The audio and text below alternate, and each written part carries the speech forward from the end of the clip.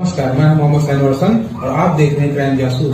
उत्तर प्रदेश के जनपद कासगंज के नवागत पुलिस अधीक्षक ओम प्रकाश सिंह ने पदभार ग्रहण करने के उपरांत उनके द्वारा ये स्पष्ट किया गया कि जिले में किसी भी पीड़ित को ये भ्रम नहीं होना चाहिए कि उसकी शिकायत थाने या चौकी स्तर पर नहीं सुनी जाएगी।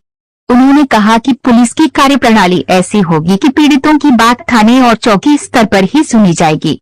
एसपी ने बताया कि पुलिसकर्मी और अधिकारी पीड़ितों की समस्याओं को बेहतर ढंग से सुनेंगे और उनका समाधान करेंगे।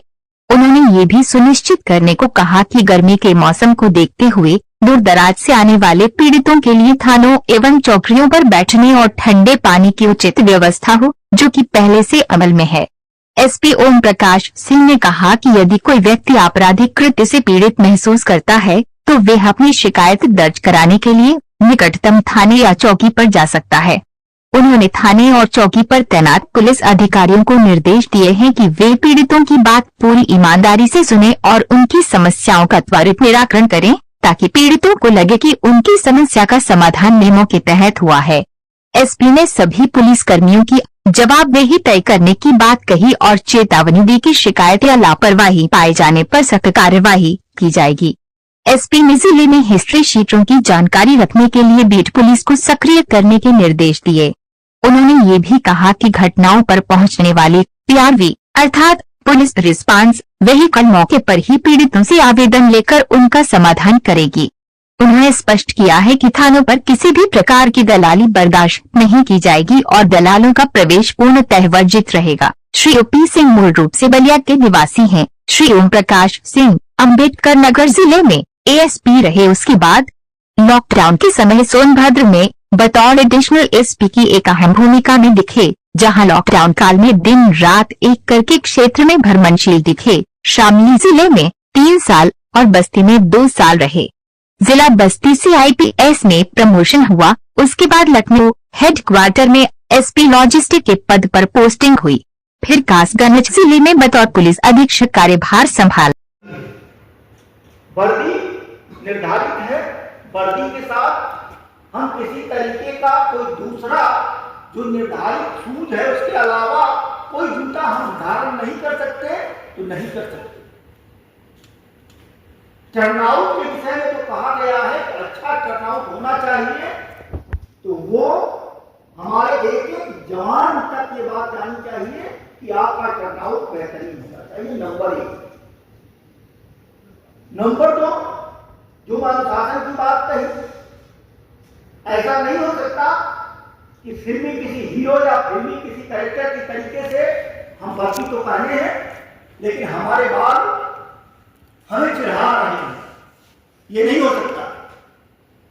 तीसरा, हमारे किसी कार्य आचरण से, क्योंकि हम व्यक्ति विशेष नहीं है बल्कि विभाग को रिप्रेजेंट करते हैं, हमारे किसी कार्य आचरण से हमारा अपमान हो या न हो, हमारे विभाग का अगर अपमान हो रहा है तो हम उस विभाग में रहने के योग्य नहीं हैं।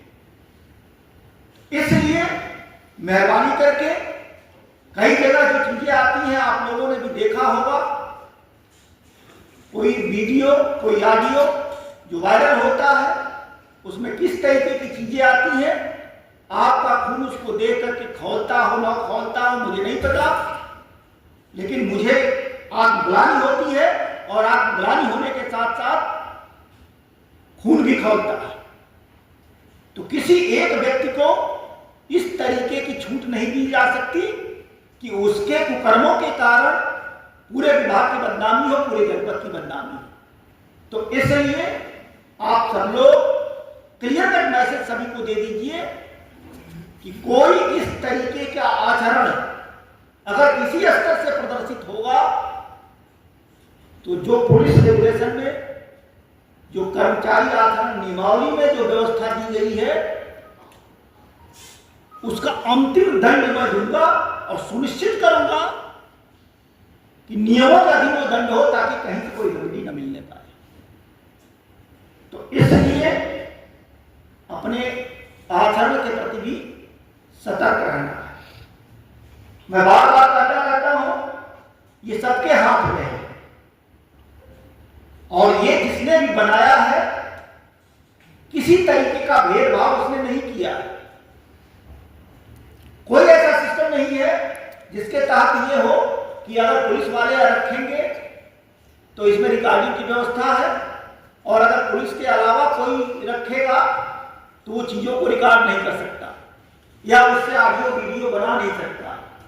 तो ये मान के चलो आप शीशे के घर में बैठे हो तो कुछ सावधान बरतो, अनर्गल किसी तरीके का कोई कन्वर्सेशन नहीं होना चाहिए।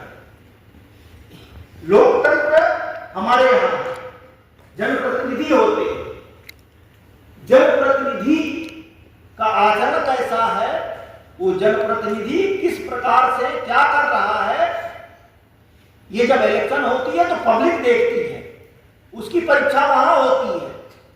हम आप किसी की परीक्षा लेने के लिए अधिकृत नहीं है।